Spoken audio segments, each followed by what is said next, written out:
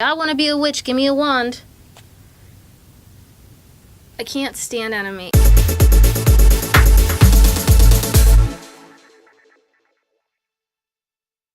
Hey, this is Claudizzy. I'm on Anime Exposed. This is our first show. Anime Exposed is all about what anime is, why you should watch it, or more likely, why you should not watch it. We're here today because there is a huge part of this world that are fans of anime. I mean, anime is taking over popular culture from conventions to t-shirts. There's a lot of people who blindly follow their favorite fandoms without actually realizing why they're doing it. I'm here to help you make an informed decision. I guess you could say it's biased. I f***ing hate anime. I want to call it informed on whether or not you should be watching and or being a fan of these shows.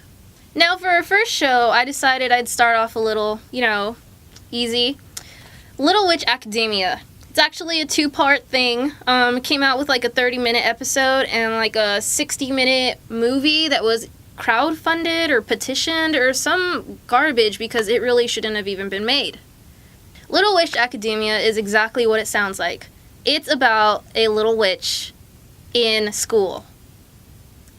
Does that sound familiar? Yeah, it kind of sounds like every other young adult comic book, TV show, movie, Harry Potter, right? Well, I really don't get what's going on with this show.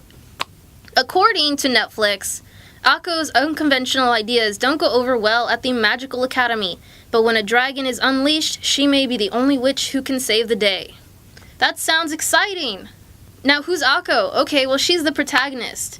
She is non-magical. That means she does not come from a lineage of wizards or witches. She's what people would call a mudblood in Harry Potter. It's a mudblood because it's derogatory. It's a muggle if you want to be nice. She's a mudblood. And I'm only going to use it derogatory because she doesn't show any kind of magical finesse the way Hermione does. Akko is useless. My description on this show is an ambiguous muggle-born girl with no talent and superficial desires goes to a school for witches to learn magic. Something that I am understanding from watching Little Witch Academia is that a lot of the anti-feminist animators have had a hand in this show. First of all, obviously, the prettiest girl in the school is the most powerful. Her name is Diana. Diana Cavendish, or Cavendoff, or some kind of Cavan, because it sounds super witchy. And she has curly blonde hair. I mean, how stereotypical is that? She has curly blonde hair.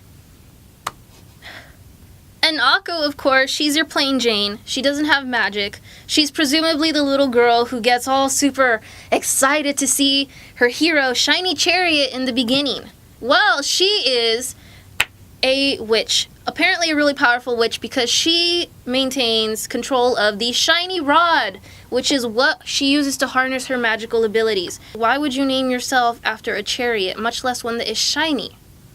However, Shiny Chariot is spoken down of in the magical community because she wastes magic trying to entertain the muggle masses.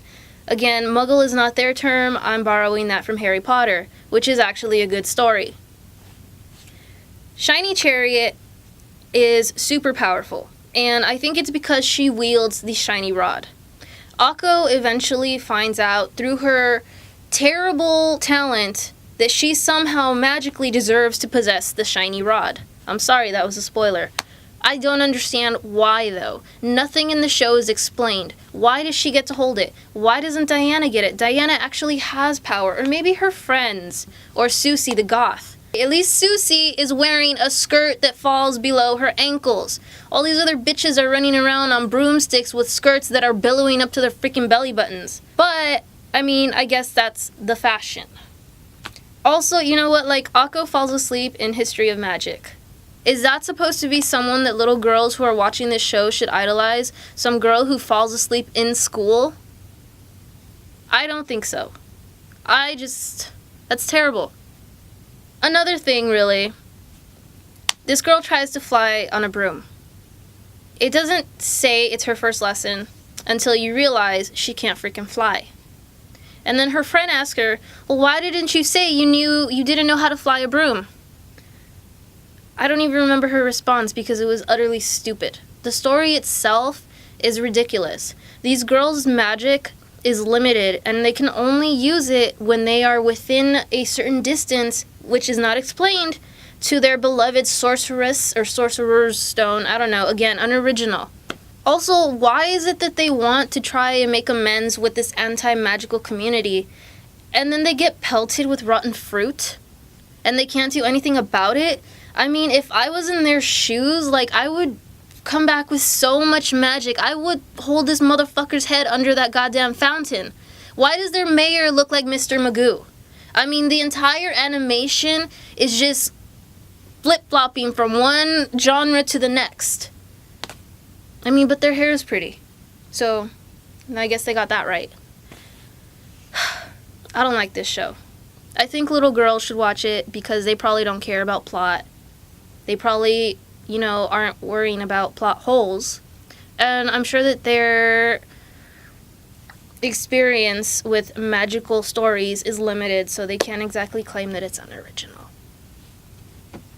Okay, I actually have some pretty good questions that I want to pose that can make you answer the question on whether or not you're actually going to spend some time watching this show.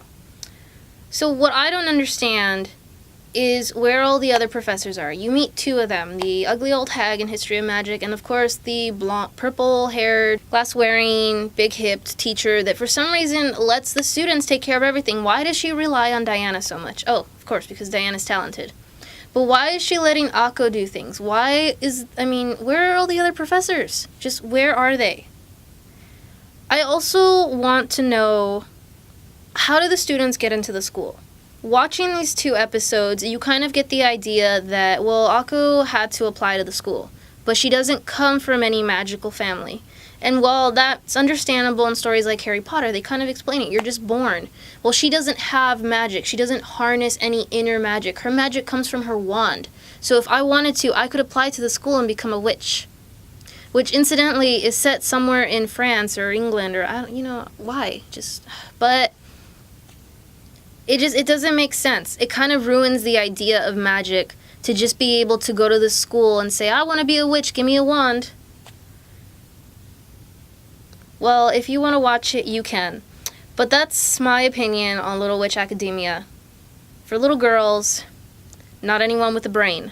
What makes Little Witch Academia interesting is the fact that fans really wanted this sequel to happen, this 60-minute movie, based off of this 30-minute show that shows nothing exceptional about Akko. So much money was spent by, Trigger Studios? They had a lot of opportunity to get this right, to do some explaining, to talk about why Akko is so special, because honestly, I'm still just perplexed. Like Harry Potter, we figured out why he was special. We even figured out why Voldemort was special. But not Akko. So everyone wanted to see some more footage of her being an idiot, clumsy, ridiculous, and a sheep. There was a huge amount of buzz with this show, so they naturally had to bring some stuff to Anime Expo. I mean, it was huge. They had cardboard cutouts, they had storyboards. I mean, you could take pictures of all the characters before the movie had even been released. Okay guys, so remember, Little Witch Academia, if you choose to show it to your daughter, because why would you watch it, is available on Netflix. They have the 30 and the 60-minute episodes, and they were both released by Studio Trigger, who brought you the insanely popular Kill La Kill, which I will eventually critique and dissect, because I do that. Sorry, Studio Trigger. I'm not a fan. But I would really like if you gave us some comments about Anime Exposed. Good ones, bad ones, brutal, doesn't really matter. We all have thick skin here. And we want to know what we can do better, what we can't do better, and why. Please subscribe, share, tweet us, Instagram us. Just kidding, we don't have any of those platforms. But do share. with all your friends, the ones who do like anime, the ones who don't like anime, with your grandma, because you know what? She'll probably be excited to hear someone talking garbage about another TV show that those youngins watch. I just think that you should share. And subscribe.